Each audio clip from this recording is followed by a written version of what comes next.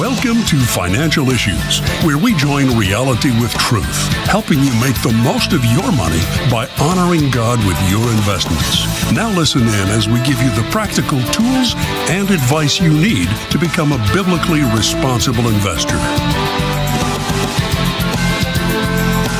Welcome to Financial Issues. I'm your host, Shana. Thanks for tuning in. Financial Issues. We are a ministry helping you to honor God in the way that you invest. When you become a partner, you get access to our biblically responsible investment strategy, where we help you to screen out companies who are using shareholder dollars to promote and fund ungodly agendas like abortion, pornography, the LGBTQ agenda, human rights violations, and so much more junk that you do not want to be a part of. So become a partner today. Check out our investment strategy. It's a do-it-yourself strategy. And we encourage you also to fund the light, to be a joyful and generous giver. And as we talk about and teach you and share our experience about the art of being a good steward. So speaking of, we have our stewardship verse of the day today. It comes from Psalm 37:4. Delight yourself also in the Lord, and he shall give you the desires of your heart. Seth, you're up. It's good stuff here, Shana. You know, some may misread this verse and they'll erroneously think that the Lord always gives us what we want. Others might misread it and being confused in trying to reconcile this verse with other verses in Scripture that warn us against the deceitful desires of the heart. So, Shana, the question really has to be asked, does the Lord really give us anything that our heart desires? And I think what this verse is really saying is a promise here that when we find our delight in the Lord by living according to his word, and also clinging to his covenant promises to us in salvation in Christ, what happens is our desires change. Our desire becomes a desire for him, and he will always fulfill this desire for us. It's a wonderful thing when our desires become wanting more and more of Christ, and that's a desire that God will always fulfill. Good news. You know, you're right on it. Yeah. I'm really glad that you made those points about this scripture not being about thinking of God as some sort of divine vending machine. Yeah. And our innately wicked hearts that have very fleshy desires, when disconnected from the heart of God, just getting what we want. You know, the best present, P-R-S-E-N-T, from God is his presence, P-R-E-S-E-N-C-E. Another version of the scripture read like this, delighting ourselves in God. They replace that phrase, delighting ourselves with God, with keeping company with God. You know, that helps to really illustrate the point for me. And, you know, just like Moses, remember when he would go into the tent of meeting and he would come out and his physical countenance would be changed just from being in the presence of God. Well, the same thing happens with our hearts and our desires, even the thoughts that we think. All of these things change when we regularly encounter our very, very good God. So I hope that we will stay in this theme, in this vein of Thanksgiving, going into the Christmas season by continuing to count our blessings. Amen. Well, speaking of transitioning from Thanksgiving into the Christmas season, I want to tie the two together and give a little recap. You know, right ahead of Thanksgiving, we shared with you some things that we read about the cost of a Thanksgiving meal over the last few years, and we had asked you to share some of your own experiences to see if you know, what the internet was telling us was actually true and valid, or if we were just continuing to be gaslit. So in 2024, we told you that the average cost of a traditional Thanksgiving meal for 10 people was expected to be $58.08. So that breaks down to approximately $5.80 a person. Now that was can't get a meal at Chick-fil-A for that money today. My goodness. No, you can't. No, you can't. After my husband was done ordering his burger at Whataburger last night, it was $18 for his burger. I know, Good right? grief. I guess for the meal, but yeah. And that's without a drink. But. Yeah, gosh, it's unbelievable. Anyway, I digress. So that was a $5.80 a person for a Thanksgiving meal in 2024, was a 5% decrease from the 2023 average of a total of $61.17. Overall, though, we went through some numbers, and since pre-pandemic, the cost of a Thanksgiving dinner is still 19% higher than it was in 2019. So I think the numbers were a little bit worse if we went from 2021, but anyway, so we asked you to share your feedback with us about what a real Thanksgiving dinner cost. And Seth, you want to share the feedback that we got from one of our... we got Julie. I believe it might have been either Facebook or Instagram here, Shana. I can't tell from our social media team, but Julie is saying it was $65 per person. Oh my, catering for 12 people, and we buy 80% of that for food and drink. So definitely not hitting that $58 mark for sure. Not even 58 a person. Not even 50. Yeah, my golly, that's crazy. Yeah, that is crazy. Yeah. And I mean, I would submit I didn't actually, keep but I don't really contribute a lot to the Thanksgiving. We did deviled eggs, and there you go. We made them from our yard eggs. That's good. And we didn't spend a whole lot doing that. And my husband did a ham, so I guess we did contribute somewhat meaningful. Or at least he did. I prefer ham to turkey anyway, Shana, but that's another conversation for another time. Right. We also ran across an article from, I believe it was the Daily Wire. Yeah. They did some research because apparently they were thinking the same thing that we did about when those costs came out about, can we really feed 10 people for $58 total dollars, not $58 a person. So, what they put out was that what $58 could actually buy for you. They went to a local grocery chain, and not even one that would be considered, like a top tier or the highest priced grocery store in the area, and using they used the store rewards, the coupons, they chose cheaper alternatives when they were available. They attempted to get items that would be included on a standard Thanksgiving dinner list, and here's some of what they came up with. They were able to get a meal for 10 for $58.11, which is only 3 cents more than what the internet told us that we could do this for. And they got turkey and gravy mix and potatoes, but not the butter or the milk to actually mash them. You're really getting raw mashed potatoes there. Yeah. All right. What else did they get? You got 2 prepared pies, 5 cans of green beans. That was a 5 for 5 deal. Crispy French onions. So this is to make green bean casserole, my personal favorite. Unfortunately, no cream of mushroom soup, which means you just have green beans and French onions. Ew. 2 boxes of stuffing mix, brown sugar yams, mini marshmallows to make the little mini marshmallow yam thing. So with all of that, Shana, they could make turkey, gravy, stuffing, and pie. Didn't have enough for the green bean casserole. Didn't have enough for the mashed potatoes or yams, or for the mashed potatoes or yams with marshmallows as well. As you said, they could cook the potatoes and smash them. The problem is there's no flavor, so it's not going to taste very good. So, shopping the lowest prices, they said that their list came to $126.31 before taxes, or $130 after taxes. So, I guess that's if they added in everything else, because earlier it said, that they got it for around $58. But I'm in that same camp. I don't believe that, that's really accurate. But I guess the article was obviously prepared by someone who didn't prepare Thanksgiving meal. It was, yeah. And for what it's worth too, Shana, the article that I saw, which I'm guessing is the same numbers because it comes out to exactly the same, it was from NBC.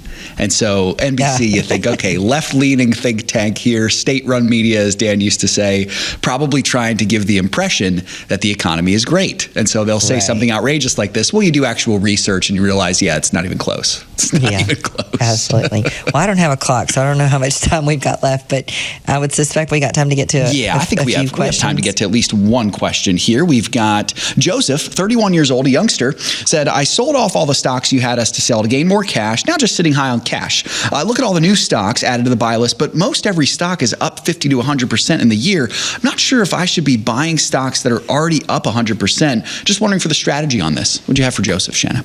Yeah, that's always a little bit, gives people a cause for pause, when especially if you're a value type investor, it's hard to do. For sure. And quite honestly, we're struggling through a lot of our analyst meeting trying to figure out if that's a good thing to do too. So the things that are on the list, we feel like are good buys, good entry points right now. Could they go down? Absolutely, they could. Maybe consider taking half the position that you would actually want to have. And then, if you do see it go down, you're able to average down in it. But Joseph, at 31 years old, I would suggest to you that the companies, good growth companies, stand a chance to go up hundreds and hundreds of more, maybe even thousands of % by the time that you get to retirement age. So not a guarantee, but certainly a possibility. Well, folks, we've got to take a break, but we hope that you're going to stick around because we've got more financial issues coming right up.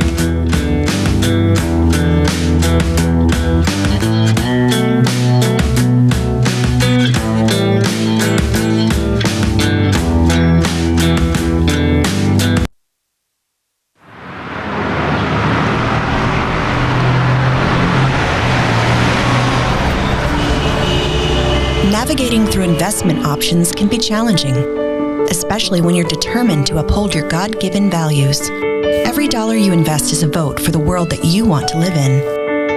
Let your values guide your investment decisions and help to shape the culture in which we live. Become a beacon of light and pave the way with biblically responsible investing. Timothy Plan, where faith and finance collide. Before investing, carefully consider the fund's investment objectives, risks, charges, and expenses of the investment company. This and other important information can be found in the fund's prospectus. To obtain a copy, visit timothyplan.com or call 800-846-7526. Read each prospectus carefully before investing. Investing involves risk, including the potential loss of principal. Kids need the hope of Jesus. There's so much loneliness, brokenness, isolation, and bullying. Now, you and I, we have the opportunity to do exactly what Jesus said, to go and make disciples, right where they are, right inside their public school. The Lord has been building the impact of Crossroads Kids Club, and we ask for your help to pursue a vision of greater national expansion. To join us, visit reachourschools.com. That's reachourschools.com. I found out I was pregnant when I was 21 years old. For me, I was scared, I was shaking. They do an ultrasound, and that's when everything changed. When I saw my baby and when I heard her heartbeat, that was it. We've seen the hand of God ever since we stepped into the pregnancy center. To find out how you can support the life-saving mission of Preborn, go to preborn.com/FISM.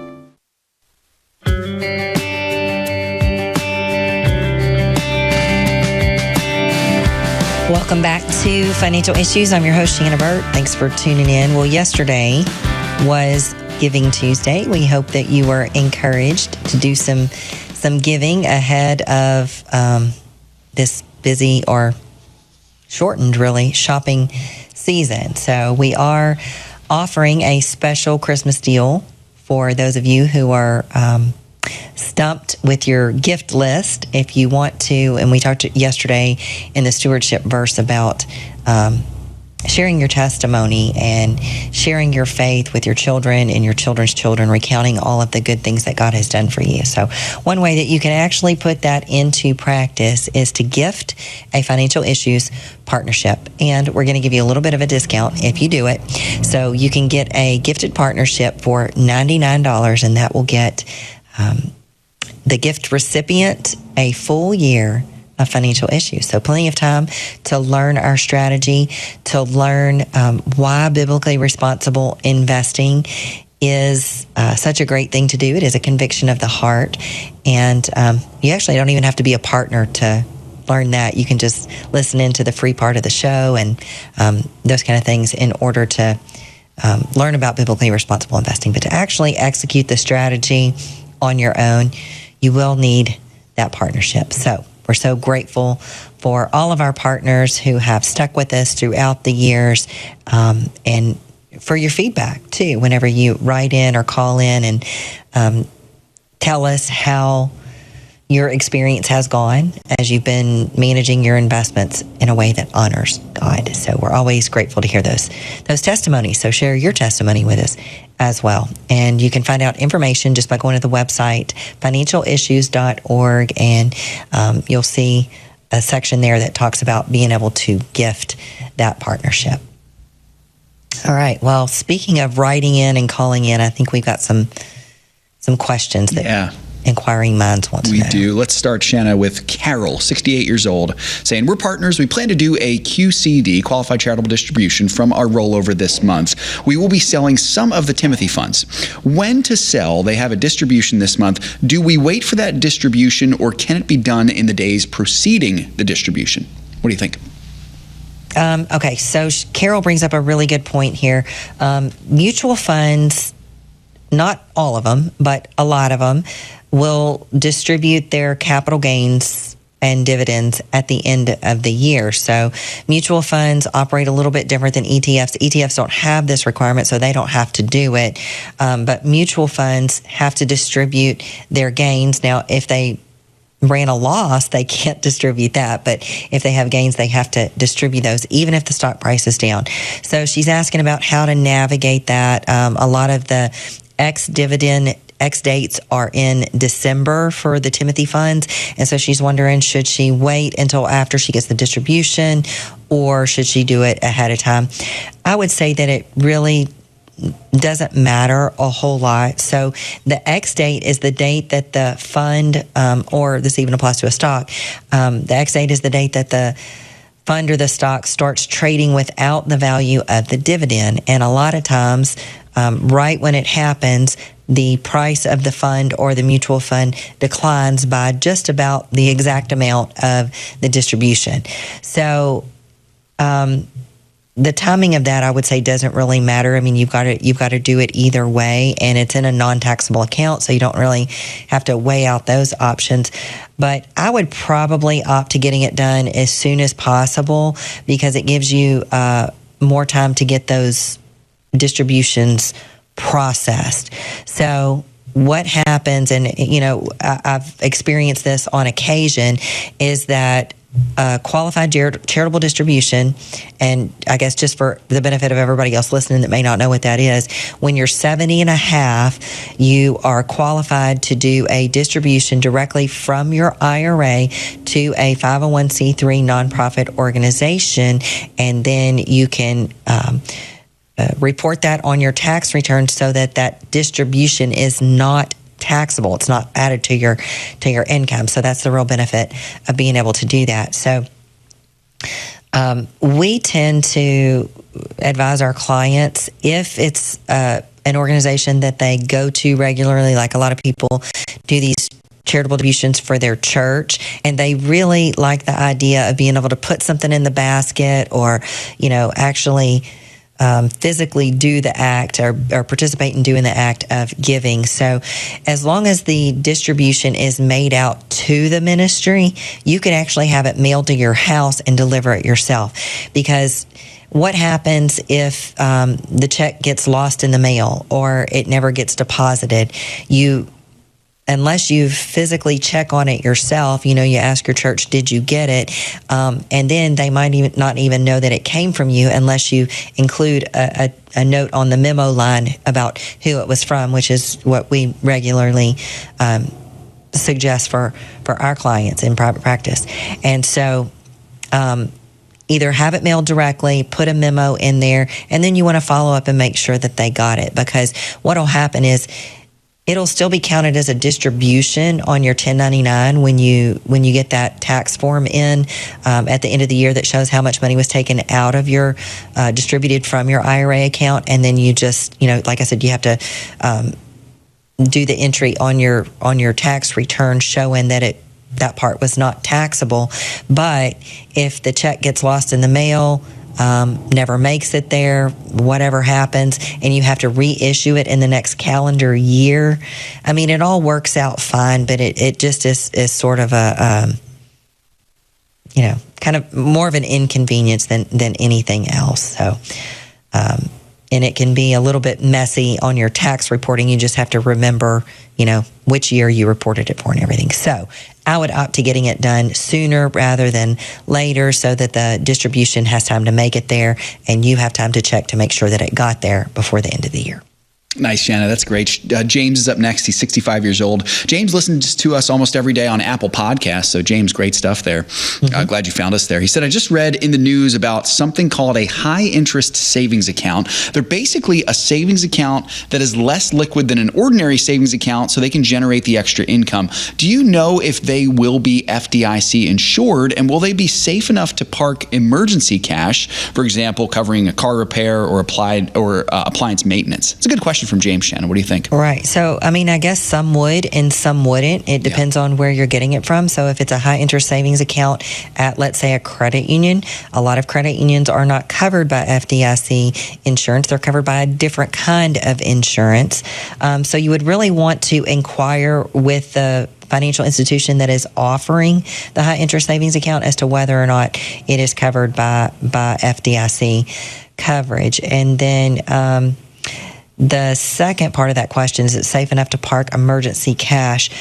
I would say probably so. I can't speak for every single high interest savings account that is offered out there, but I know, I've had experience with several of them that are. But the thing that I would be concerned about is that you say that they're a little bit less liquid. So what does that exactly mean? Does it mean that you can get to your money but you just have to give up some interest or pay a little bit of a penalty to do so? Or does it mean that you can't get to it at all? I would assume that it doesn't mean the second thing. But if it is your emergency money and you have it there in case you need a car repair or replace an appliance or fix an appliance or, something like that, then, does it make that money less accessible for you? If it does, then, emergency money, it's great to get a better yield on it if you can, but the primary purpose of that is just preservation. So, you want to make sure that it's, the value is preserved and that it's easy to get to. Yeah, great, Shana. Thank you for that. Karen's up next, 59 years old, saying we're partners. I assume her and her husband using the 55 to 65 investment model. We're about 8% over in cash, 3.5% under in both financials and materials. Should we go ahead and purchase to bring our allocations more in line with what we suggest, the ministry, or should we wait until the updated allocations come out? I don't mind waiting, but I also don't want to miss the potential gain over this time if the new allocations aren't going to affect these sectors so much. She says, thank you so much. Again, 59 years old for Karen. What do you think? Yeah, Karen, so I would say there's really no harm in waiting. I'm thinking that we're going to have the new models updated potentially by the end of the year, if not early in January. So there is no harm in waiting. But those specific, it's going to depend too on which model you're going to end up in. So if you're going to stay in a similar model that you're in, you're probably fine in those two sectors. Materials for sure, financials as well, in getting fully allocated to what the current targets are, because in the rough draft, I'll just say, those two sectors are either pretty close to the same or maybe a little bit increased, but I wouldn't go over yet because we don't know. You don't know which one's going to be over. So. Awesome. That's good, Shana. Okay, we have two questions here. One from Dennis. Actually, both are from Dennis. Might have to save the second one for another time, though. And you know what? Actually, now I'm thinking about it. Maybe we'll do a different question, a little bit shorter one here. We can save Dennis's for another time. Okay. Pete in Seattle is asking, Shana, how might Trump's potential institution of tariffs impact inflation in the United States? I know it's a good thing to be American-made when it comes to commerce, but I am concerned these tariffs may just pour gas on the fire and cause inflation to increase. What are your thoughts on this? Pete, 64. Well, it certainly is a risk. And what I would say is that, Trump's really got to, he's got to really navigate some things precisely and in a specific kind of way. Inflation is already kind of starting to tick up. So I think that a lot of the foreign countries that may be subject to these tariffs, I think, like Communist China, I think they'll absorb some of these tariffs just like they did in the past in order to keep their country running. Dan always used to say that, China's problem is that they wake up every single day trying to figure out how to put, billions of people to work doing whatever, to keep the people content, because they have such a tight rein on their people and they control so much. So, I think that some of these countries are going to absorb some of the cost. We may see some prices higher on some things, but on the flip side of that, Trump has some real interesting plans for taxes. So, if you get to keep and spend more of your own money, it may be okay to see prices go up a little bit. They may be offsetting. So I'm just really encouraged, though, to see what all is happening with the Trump administration. He's surrounding himself with some very intelligent people and people that I think can be trusted. So I'm excited to see what's on the horizon. Well, folks, if you're listening on an outlet that only carries the short version of the show, we encourage you to get our phone app so that you can watch or listen whenever it's convenient for you. For everybody else, we'll be back with. In the last 10 to 15 years being in ministry, being married, something that has been constant in our lives is Samaritan Ministries. As we've moved, we've had babies, we've had different things come up, we have just been able to rely on Samaritan in ways that we never really even thought about before becoming members. Our heart's desire is to plant roots and be in a place for a really long time. It's how we were raised. We see the benefits of that, but we also see the open-handedness of being used by the Lord wherever He calls, because we just assumed when we started pursuing church planting, the quickest way to get from point A to point B is a straight line. And with the Lord, sometimes you find out it looks a lot more like this. And yet, Samaritan was with us through the entire thing. We didn't have to look into, we have to change insurances now because we've moved states or whatever the case may be. And it's just been a real blessing to us in different phases of life. I'm Kyle. I'm Colleen. We're the Gen X. And we're Samaritan members. If you don't get life right, you're not going to get all the other issues correct, period. It is the issue that impacts every other issue. Life is the central part of what keeps this republic together. It is the contract that the founding fathers passed down through multiple generations. Life, liberty, and the pursuit of happiness. You don't have life, you don't have a republic. There is a temptation out there right now, and I want to just tell you we must resist it. There's this temptation that we cast this issue aside. How does that honor God? It doesn't. And if it wasn't for preborn, I would be super just confused and depressed, because there has never been, in my opinion, a more disjointed time in the pro-life movement. We need a machine to go up against the Planned Parenthood beast. Like, we have to play offense against the pro-abortion forces in this country, okay? We have to play offense. And preborn does it in this compassionate, merciful, godly way that is just so inspiring and amazing. Every day, kids all across America are coming to school with some kind of hidden pain. I've seen kids come in who are just so confused about what's right and what's wrong, just having no idea that God loves them. And this just breaks my heart. Crossroads has the opportunity to bring the Word of God right into the public school, to reach children right where they are. And when we see that happen, we see God changing lives. We want to see kids not only come to Christ, but pursue a lifelong relationship with Him. And so local churches are uniquely positioned to disciple those children as they become young adults and through their lifespan. Crossroads comes alongside a church and provides that church with a club structure, curriculum, training, and ongoing coaching for them to run these outreaches in public schools. If you are burdened for the children of America, consider making a donation to Crossroads Kids Club. For more information, visit reachOurschools.com. That's reachOurschools.com. Securities offered through G.A. Reppel & Company, a registered broker-dealer and investment advisor, member FINRA and SIPC. Opinions expressed by Shana are hers alone and are for informational purposes only, and do not necessarily represent those of G.A. Reppel or the outlet on which you are listening. You should consider how the information applies to your situation prior to personally implementing it, and consult any financial professional you work with to make sure it's applicable to your financial plan.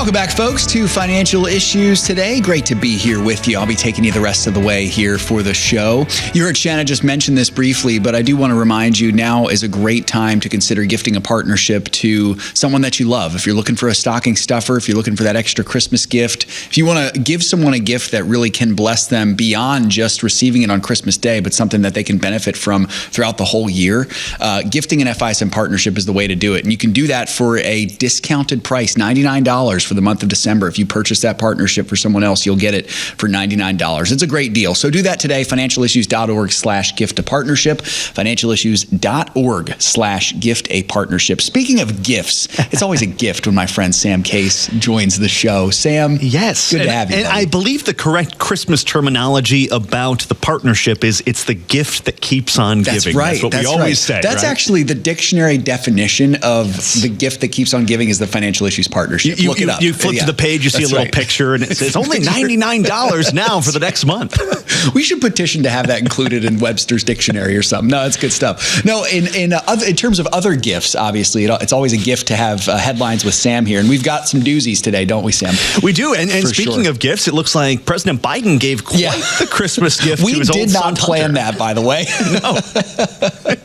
So I'm sure you guys already know this, but we'll recap it just for a quick second. That is, President Biden on Sunday went against his promises for the last couple of years, saying he is not going to pardon his son Hunter. We kind of all knew that was a big lie at the time, and turns out it was, because he did issue a pardon for his son for his 2 crimes for tax charges and federal gun charges as well. Biden said in a statement that his son was selectively and unfairly prosecuted.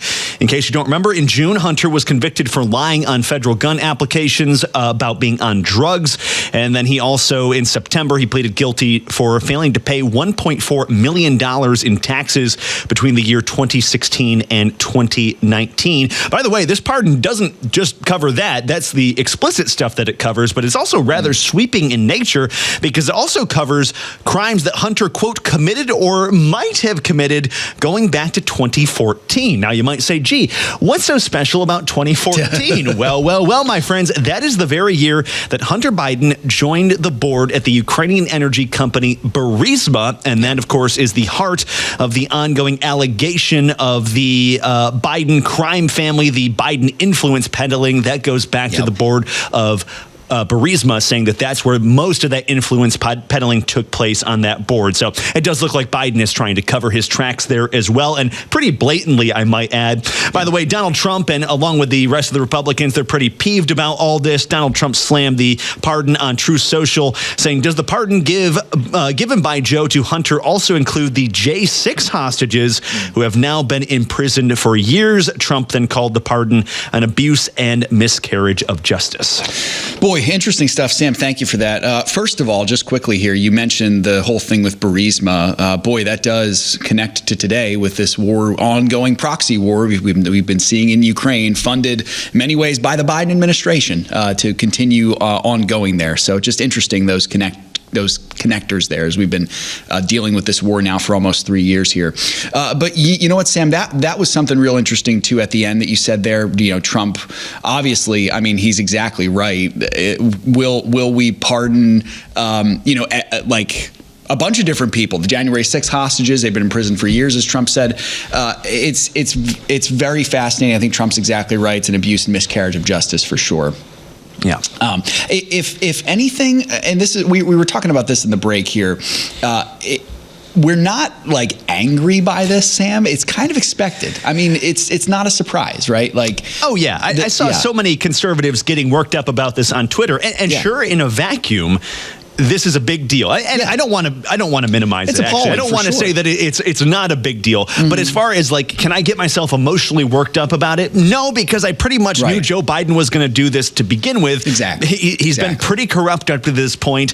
And also, to be a little frank, I feel like if I was in his position, I was on the way out, maybe I would do this too. I don't know if I would or wouldn't, but I think I would agree with Andy McCarthy at National Review, who said, listen, from a very human level, you might understand that Biden would want to pardon his son. He loves his son just like any father would, but you would think he would have the dignity if you're going to do that, because it is a blatant abuse of power, that then you'd say, like, hey, I'm going to have to resign after this because this is an abuse of power, but I'm doing it for my son. But, that's not what Biden's going to do. Yeah, for sure. And of course, he's caught in a lie now, because he said repeatedly throughout his administration he would not pardon his son, and then he does at the end. A couple things for this, Sam. I think it's a reminder for us to show how laughable in many ways this whole administration was. It was a sham.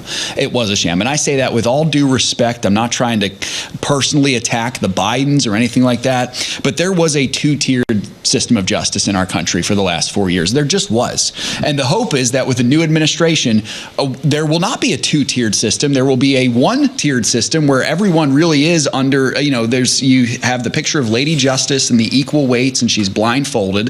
That's what it's supposed to be. In these last 4 administrations, there was some peeking under the blindfold, to be sure, I think. And this is just proof of that. Hunter was protected, and then when evidence left him exposed to what he had done, all he needed was one final time, it seems, to profit on his father's political clout, and he then got pardoned, of course. Good reminder for us to pray for our enemies always, even those who would abuse their political status. I think Christians need to pray for their political leaders.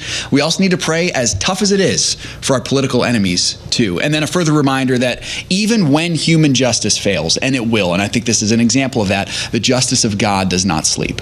And so we can take great joy in that, Sam, even as we understand that we're seeing human justice failing around us, it would seem. So and speaking of justice, we do have we do want to turn our eyes to a second for the Supreme Court, because while all this stuff has been going on with Hunter Biden and the big controversy around that, I think it's kind of swept under the radar this perhaps much even bigger story about a very consequential transgender case that's now going before the Supreme Court right now. What it is it's a law that Tennessee passed in 2023 that bans transgender surgeries in the state, and that's now being challenged by the Biden administration, and the Supreme Court is hearing arguments on it today. Very interesting there, Sam. Yeah, this is really important for us here, folks. Is when we're talking about stewarding children well, when we're talking about protecting children, protecting children's lives, we're seeing what I think, Sam, is really a twofold attack from the left. The first attack comes in the womb, and that's under the guise of abortion, what they call, reproductive rights or reproductive health care. And basically what they're trying to do is they're trying to kill children in the womb. If the children make it out of the womb, then the next attack is, okay, we're going to feed them with a lie that they can change their gender. We're going to indoctrinate them that they can change it. And we're going to really what it is, it's not gender-affirming surgery or care. It is legal castration of children is what it is. And so this is just devastating here. Sam, give us just a little bit more here of kind of what exactly is going on here and kind of what the stakes are here, if it could go one way or the other for the state of Tennessee here. Yeah, no, I'd be happy to. And thankfully, I feel pretty good about this case because you have to remember you have 6 Supreme Court justices who just recently overruled Roe v. Wade in favor of states' rights. This is a clear states' rights issue that states who dictate whether or not people can castrate their own children. That seems like states might have an interest in doing that. So what's happening here is the ban itself, what it does, it bans doctors from performing so-called, as you said, gender-affirming surgeries, really gender-denying surgeries, or hormonal procedures on minors, including surgery, puberty blockers, and hormones. The Biden administration sued to block that. That's been doing a little bit of legal back and forth over the last couple years. It's now in the Supreme Court. The Biden administration is arguing that it violates the Equal Protection Clause in the United States. Meanwhile, the AG of Tennessee, they say this, quote, "The Constitution does not prevent the states from regulating the practice of medicine where hot-button social issues are concerned. People who disagree with restrictions on irreversible pediatric procedures for gender transition are free to advocate for change through state elections." Axios notes that 26 states currently have passed bans of these sorts in their states, and a ruling in Tennessee's favor could persuade more states to do so. A ruling is expected in June of next year. Yeah, definitely. So, folks, it's so important to see this ban being upheld. When we talk about banning certain things, I think mutilating children would be one of those things that we would want to do. Absolutely. And I really think this does get to the heart of some of the core thrust of our ministry here. I mean, we're about defunding darkness and funding the light. This is the kind of darkness that we are trying to fight against. Don't be surprised, folks, when the attacks of the enemy come after children. For some reason, it just seems like children seem to be the target of the enemy. You might ask the question, why do drag queens want to do their story hour in front of children and not in front of adults or in front of a group of men, for example? It always seems to be children, and I think there's something spiritual to that. And boy, when we talk about funding the light, defunding the darkness, we got to have the protection of our children on our minds here. That's why what we're doing here at the ministry, what you all are partaking in with your investment dollars, is so, so very important. So pray for the state of Tennessee for sure that they would be able to uphold this ban here to protect children throughout the state from undergoing this horrific mutilation, really satanic mutilation at the hands of these doctors. We've got more financial issues coming up right after this break. We'll be right back.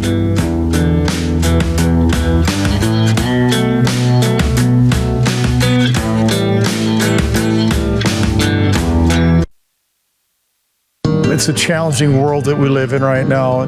There's a lot of corporations that frankly stand for some pretty evil things. We need to be responsible stewards of our money, putting it in companies that will support our values. If you are interested in equipping yourself to engage in the culture, I would just highly recommend availing yourself of the Ministry of Financial Issues. That was probably the best decision that we ever made. Align your investments with your faith. Become an FISM partner today at financialissues.org. If a woman sees her baby on ultrasound, it doubles the likelihood that she'll choose life. And on top of that, we share the gospel of Jesus Christ with her. This is why you should support Preborn. The donations that you give actually make a difference. Last year, 59,000 babies were saved because of what you have done and with your generosity. To find out how you can support the life-saving mission of Preborn, go to preborn.com/FISM. Kids all across the nation are facing challenges such as isolation and loneliness and bullying, but there's still hope and the love of Jesus, and we want to bring that to those kids. Today, Crossroads has 6 focus regions across the country. We are committed to adding 5 more regional coordinators, reaching more kids than ever before. But we can't do it without you. God is doing something new, and we can see it in the lives of kids across America. Children are finding hope and belonging and community and purpose in the love of Jesus. The gospel is going into schools, and we need your help. We are trusting God to raise $200,000 of new funding. This funding will allow us to have 5 additional focus regions, as well as a team member who will oversee all of our regions. Please join us for this Drive for 5 in 2025. Let's place 5 new team members in cities around the nation and watch what God will do. To help spread the love of Jesus to children across the country, go to crossroadskidsclub.com/5 in 2025. The opinions and recommendations expressed on this program do not necessarily represent the opinions of the station or any of the program sponsors. Additionally, all products or services offered by the program sponsors may not be known by the program. Welcome back to Financial Issues, folks. Hey, I want to tell you, jumping off the heels of what we were talking about in that last segment, thank you all so much for your commitment to being biblically responsible, your commitment to investing the way that the Lord wants you to invest with your money.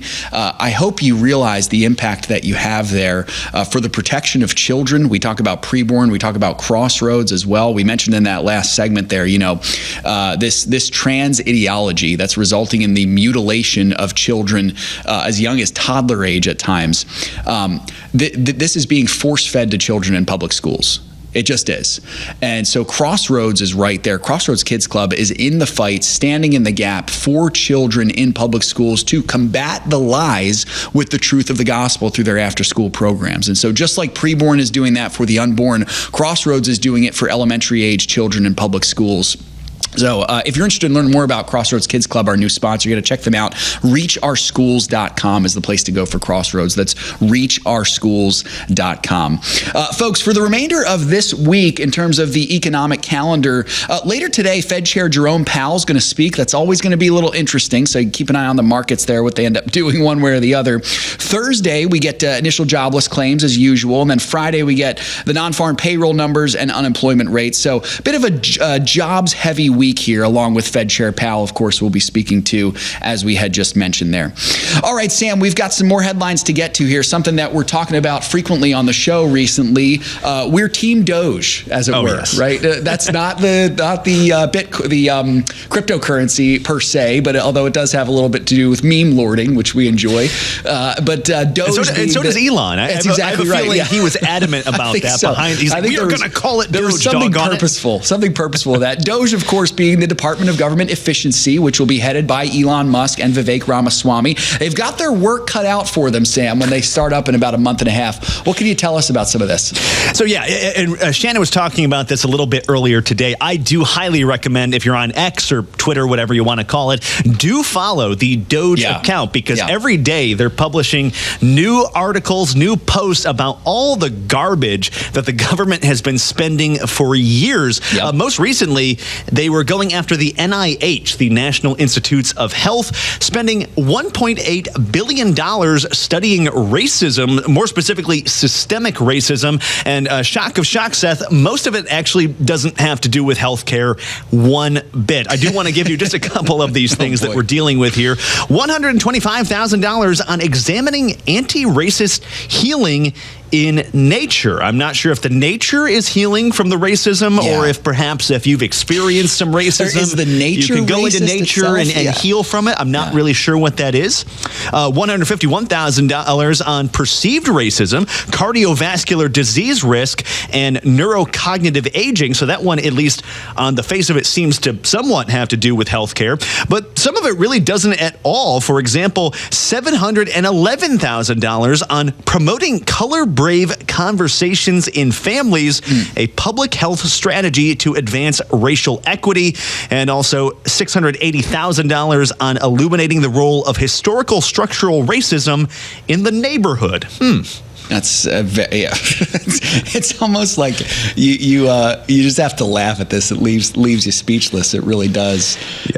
There's also, I'm seeing almost $1 million on, what's this, Disrupt? What is that? I don't even know what that was. It's like some sort of project, some sort of stipend project for Disrupt. That is capital D, lowercase I, and then capital SRUPT. That is dismantling structural racism underlying the organization of ambulatory practices, an observational study of clinical desegregation. So that is very important. I'm sure all $819,000 of that were spent in a very, very positive way, very responsible way. But you know, before we were talking about this, Seth, that we were talking about how it really shows the irresponsibility of how the government handles its money. And don't get me wrong, this certainly does. But I think this is perhaps more disturbing than some of the stuff we were talking about, like the, what was it, the steroid fights with the hamsters? Hamster fights. And different things like that. Yeah, that's silly and irresponsible. This is irresponsible, but also a little,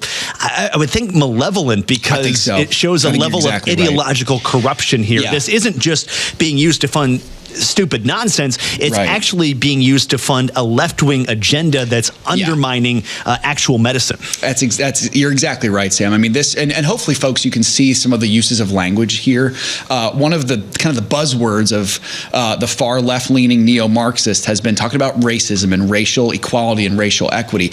Everybody loves racial equality when you strip it down to itself. Absolutely. Now, of course, there are some racists out there, but most people, most decent people, especially people who genuinely love Christ, they bear no ill will against their brothers and sisters of different skin colors. What this is really talking about here is pushing a Marxist agenda of dismantling what we know about our history, what we know about our culture, and replacing it with basically an ideology that says the government's always right, the church is wrong, your family's wrong, all that stuff is wrong. Just trust in us and we'll take care of you, pretty much. And boy, Sam, it's exactly right. I mean, we have to really see this here when we're talking about like examining anti-racist healing in nature. I don't even know what that means. No. And I'm not sure they know what that means either. And I think that's part of the strategy here. Actually, really, it's a spiritual strategy, is confusing people to start wondering about what the truth is, even as simple as subverting language. So I do think there's something really important to be seen here with this. I think this also has a lot to do with what we talk about often on the show, that the result of the economic problems that we've been having in this country. So we're talking about $36 trillion in debt. We're talking about some crazy chaos that, listen, the Trump administration's got its work cut out for it to try to fix some of this stuff. It's happening because of things like this. Now, you might look at $125,000 or $516,000 on the effects of racism on brain pathways to health disparities, and you think, okay, that's a drop in the bucket compared to $36 trillion. The point is, though, those types of patterns on these little things will eventually gain steam and creep up and up and up to start having an impact in the trillions, for example. So even though, Sam, we're seeing this at such a small level, I think this is a picture of something much larger that's been happening over these last 4 years. And my hope and prayer for our country is that people have woken up and said, enough is enough. And we saw that in the election. We're seeing that with companies now turning away from so much of this nonsense and just focusing on doing their job well, running their businesses well. And for our government, the business of the government is to take care of its people to a degree, meaning providing military services, providing a good police force, upholding justice, infrastructure.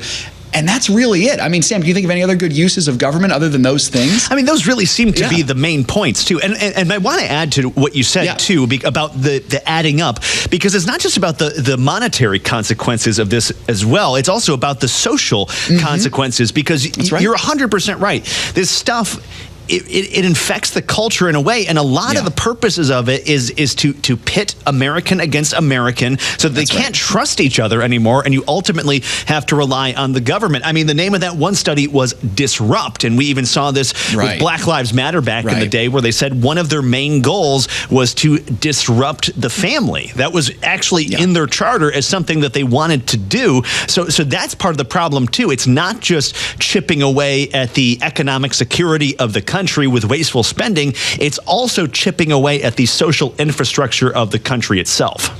That's exactly right, Sam. It's good, folks, to see what's really happening here. I think hopefully, our role here at the ministry is to help you kind of see what's really going on here with this stuff. I'll say this also, Sam, I really do hope that this coming administration and this particular government cleanup job is really what it'll be under Elon Musk and Vivek Ramaswamy. I hope they find great success in this. Yeah, and might I add to that, too, I'm having a lot to add today, that I do have confidence as well that Trump's pick to top NIH, it's Jay Bhattacharya. Okay. If that name sounds familiar to you, it might be because during COVID-19, he kind of became a pariah to the Dr. Fauci's and those types, those medical establishments types. He's an epidemiologist from, I believe it's Stanford. Yes, Stanford University.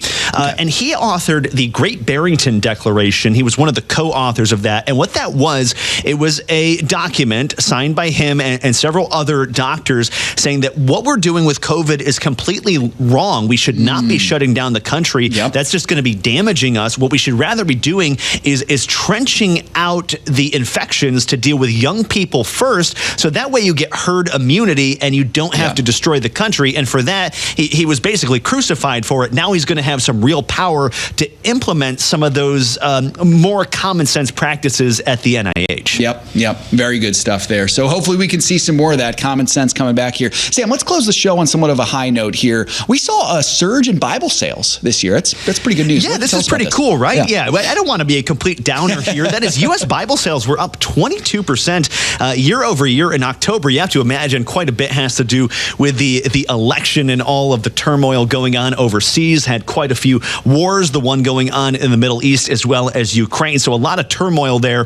But that's up 22% year over year, when book sales overall, well, they were only up 1%. So the books that people are buying, it's the Bible. And that's really cool. Sales hit 13.7 million in the first 10 months of 2024. For some comparison with that, let's see here. The Bible sales were just $14.2 million in 2023. So as you see, we're well on our way to getting where we need to go with that. Awesome. Wonderful to see, folks. Yeah, you know, the scripture says it's the glory of kings to search out and discover what is true about the world God made. No better way to do that than combing through the Word of God cover to cover. Boy, great show to be with you all here, folks. As usual, God willing, we'll do it again tomorrow. I hope you remember, as we always remind you at the end of every show, everything you have belongs to the Lord. So let's be found good and faithful stewards with what God has given to us. God bless you all. Lord willing, we'll see you tomorrow for more financial issues. Have a great day.